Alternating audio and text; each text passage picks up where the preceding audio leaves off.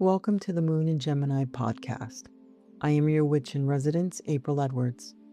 This is the astrology of the week of April 13th to April 19th. This week is active. Fire is building and momentum is returning. But this is not reckless fire, it is pressurized. There are multiple points this week where action, healing, illusion, and discipline all intersect at once. This is a week where things move forward, but not without consequence. Let's walk through it together. April 13th. We begin the week with a soft, supportive opening. Venus in Taurus forms a sextile to Jupiter in Cancer. This is a water and earth harmony.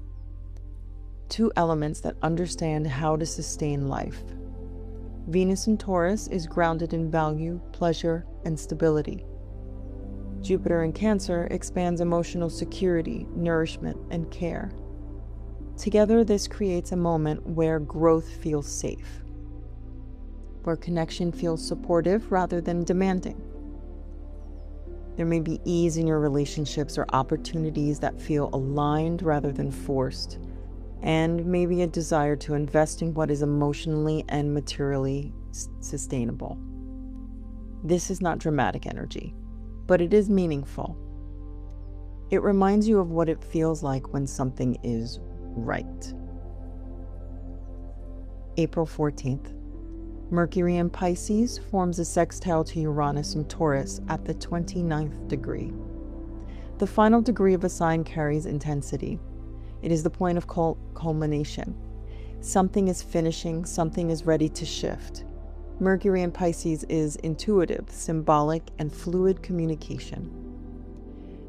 Uranus in Taurus disrupts stability and introduces change into the material world. Together, this can bring a sudden awareness, an insight that feels both emotional and practical, something you feel and then suddenly understand. Because this occurs at the 29th degree, it may carry a sense of urgency, a realization that something cannot continue as it has been. Pay attention to what becomes clear. This is insight that wants to lead to change. Later that same day, Mercury leaves Pisces and enters Aries. This is a sharp shift. Mercury in Pisces feels. Mercury in Aries speaks. Directly, quickly, and usually without hesitation. After weeks of processing, reflecting, and moving through emotional waters, the mind now becomes decisive. There will be more clarity, more urgency to communicate, and definitely less tolerance for ambiguity. But with that clarity comes responsibility.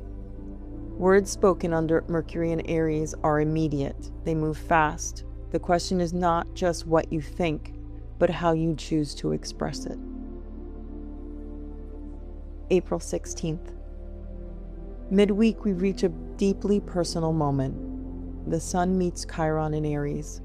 This is identity meeting wound, or more accurately, identity meeting the place where healing is still required.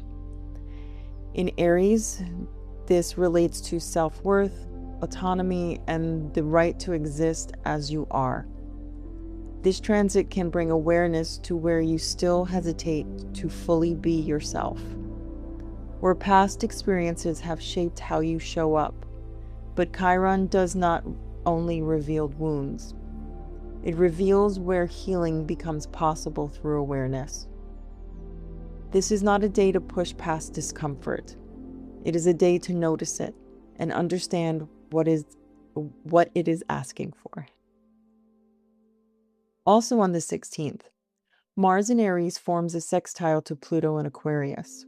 This is power, controlled, intentional power. Mars acts, Pluto transforms, and in a sextile, they cooperate. This is the ability to take action that creates real change, not surface level movement, but something deeper.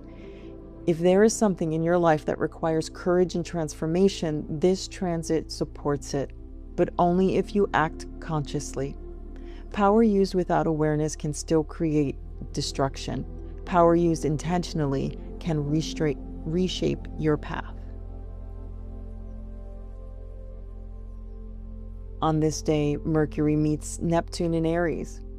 This is where things become more complex. Neptune dissolves clarity. Mercury seeks to define it. In Aries, both want movement. This can create a state where ideas feel inspired, but they aren't fully grounded. Your communication is passionate, but not entirely clear, or your perception is heightened, but not always accurate. This is visionary energy, but it is also blurring energy. The key here is perception. Not everything that feels true in the moment is fully formed yet. Let inspiration come, but allow time before acting on it. April 18th. Mercury forms a sextile to Pluto. This brings clarity back. Where Neptune blurred, Pluto sharpens. Conversations deepen, truth surfaces, and you might find yourself able to articulate something that previously felt difficult to express. This is a powerful day, a day of honest communication, strategic thinking, and understanding the underlying motivations of yourself and others. Pluto does not deal in surface-level truths. What is said now carries weight. April 19th. We close the week with one of the most intense transits of this period. Mars meets Saturn in Aries. Mars wants to act, and Saturn imposes his structure, limits, and reality. When they meet, movement is tested, but is not meaningless resistance. Saturn refines Mars. It asks, is this action sustainable? Is it worth the effort? Are you prepared for the consequences? In Aries, this becomes deeply personal. It is about your will, your direction, your ability to act with discipline rather than impulse. This is not easy energy, but it is constructive. This is where raw drive becomes something lasting. This week moves through several phases. It begins with stability and support, then shifts into insight and mental clarity, then moves into healing and power activation, and finally lands in discipline and reality testing. This is not a passive week. This is a week where you see clearly, you feel deeply, you act intentionally, and you are asked to take responsibility for that action. Fire is building in the sky, but fire alone does not create something lasting. It must be directed, refined, given structure. This week offers all of that. If you move with awareness, what you begin now has the potential to hold. This work grows through word of mouth. If it's been meaningful to you, you can like, share, or subscribe. That's how it reaches the ones who need it.